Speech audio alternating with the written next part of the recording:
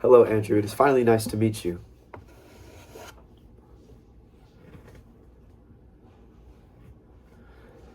Good morning, class. I'm so glad to be here. Tell that baseball kid in the center of the classroom to wake up. This is important information.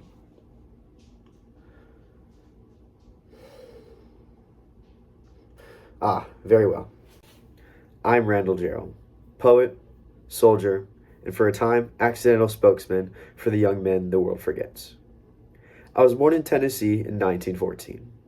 As a child, my family moved often, and my parents divorced when I was 11 years old. I was very lonely, but I developed a love for books, especially poetry and fairy tales.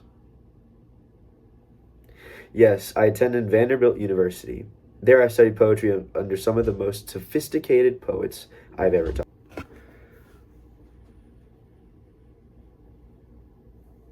Okay, so in 1943, I was enlisted in the Army Air Forces to train airmen. During this time, I witnessed firsthand the disturbing mechanical and impersonal nature of modern war. These experiences impacted a good portion of my greatest poetry, focusing on psychological trauma and dehumanization that war can cause. In doing so, I became one of the greatest American war poets. After the war, I kept writing poetry, but I struggled with depression. I died after being hit by a car. Rumors say that it was suicide, and I'll never tell you the real truth. It's okay, young one.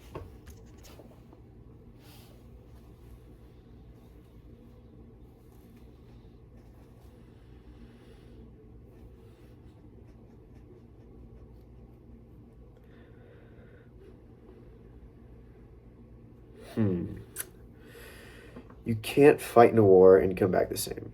Serving the Army Air Forces during World War II was traumatizing. Every day I saw boys dying machines that we called bombers. People wanted poems full of glory, and I gave them poems about what it took to achieve that glory. Thank you, Andrew. The poem goes like this. From my mother's sleep, I fell into the state, and I hunched in its belly till my wet fur froze. 6 miles from Earth, loosed from its dream of life, I woke to black flak and the nightmare fighters. When I died, they washed me out of the turret with the hose. That wasn't an exaggeration. That was what war did to bodies and to souls. I wasn't interested in heroism. I wanted people to feel what these boys couldn't say, that they died a cold, sorrowful death like an animal would.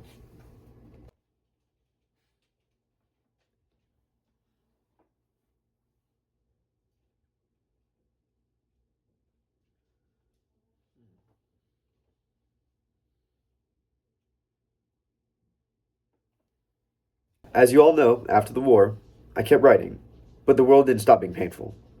I turned to childhood, to memory, because that's where we first learned to feel a sense of losing something. The poem, A Girl in a Library, is a longer poem I wrote about a person who is almost aware of what they've lost, their humanity.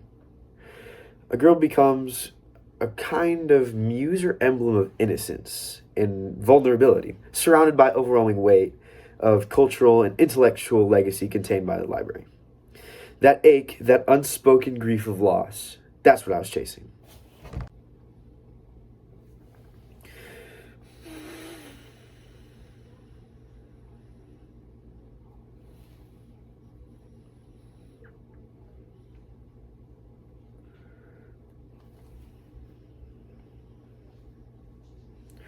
Because real people don't speak in couplets. They speak in hesitations and memories, in little moments that hurt.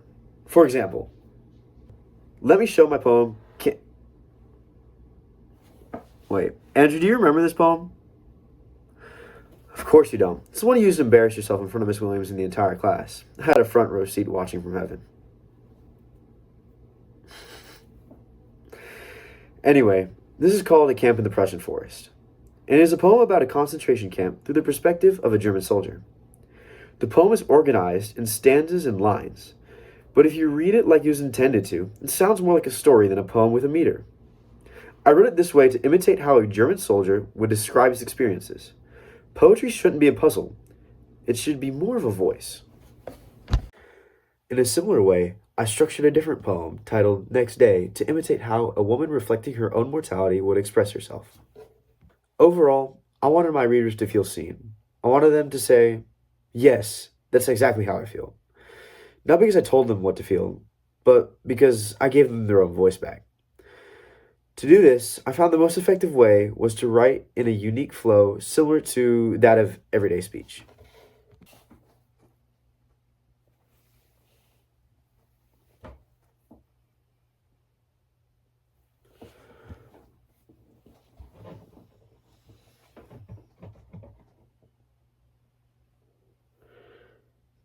One thing to remember about my poetry is that I never wrote it to show off. I wrote it to tell the truth when no one else was telling the truth.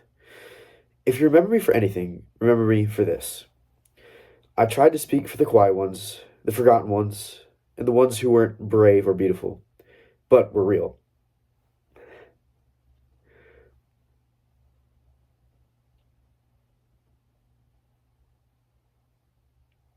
No problem, Andrew.